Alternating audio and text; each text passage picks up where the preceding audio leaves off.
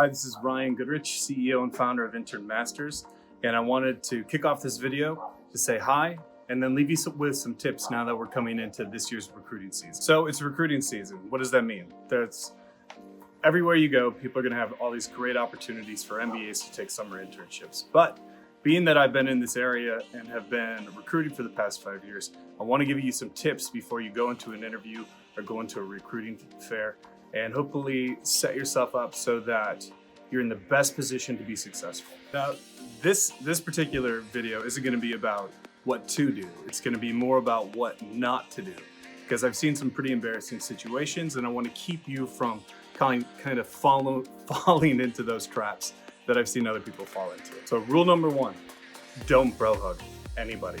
No matter how open and welcoming they may seem, they are judging you. So when you walk up and you just do that bro hug, it's going to set you off on the wrong foot. Number two, when you're talking about your skills in an interview, things like business golf, that's not a discernible skill that is going to sell you to a recruiter. So I've had somebody do this in the past, and I really like that guy, but I'm giving you forewarning. Don't include mundane things like business golf as actual selling skills on your resume or in an interview. Number three, and you won't even believe that this happened, but if you're in an interview, don't put your feet on the table.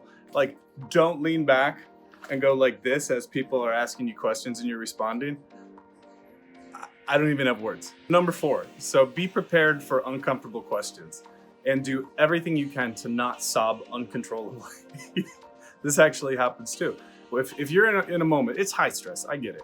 But if somebody asks you a question about like what you're most proud of or why you wake up every morning, you probably have like a deeply impactful internal feeling inside yourself. Like, that's special to you, why you wake up in the morning, what motivates you, why you want to be great.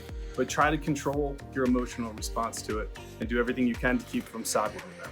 Number five, don't confess to the people that you're interviewing with that you're wearing fake glasses in order to seem smarter. This sounds wild, but people actually do it, right?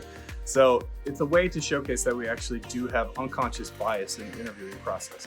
Clearly, a person who is wearing glasses isn't necessarily smarter than a person who isn't wearing glasses, but recruiters fall victim to unconscious bias. So if you are wearing fake glasses during an interview, don't tell the guy you're interviewing with that you're actually wearing fake glasses. Number six now, if you've been proactive and have reached out to the recruiter on LinkedIn, that's fantastic, but don't assume that the job is yours because you've had a meaningful interaction with that person, right?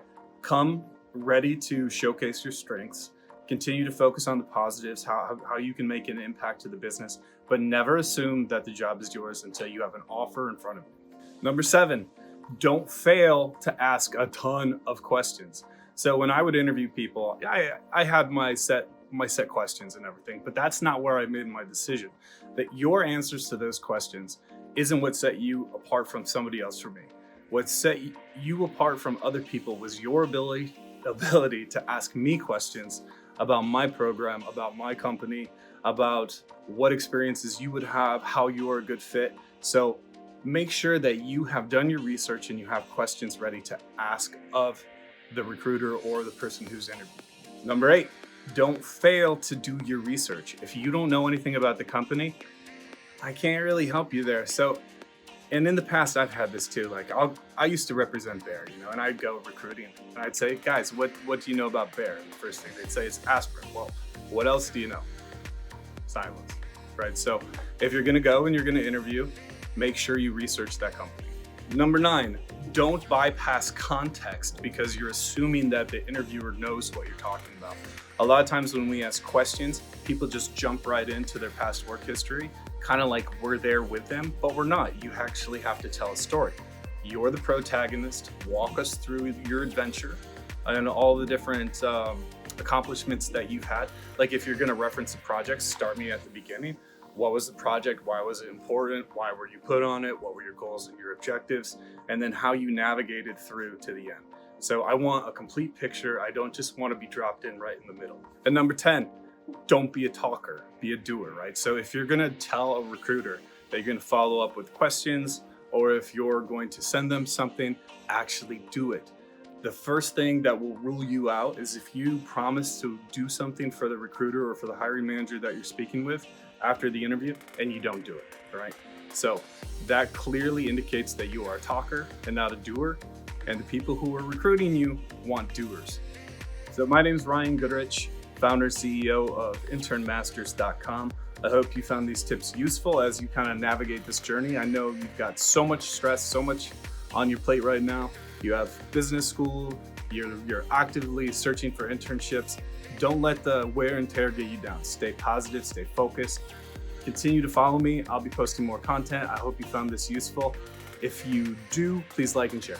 Thank you. Bye.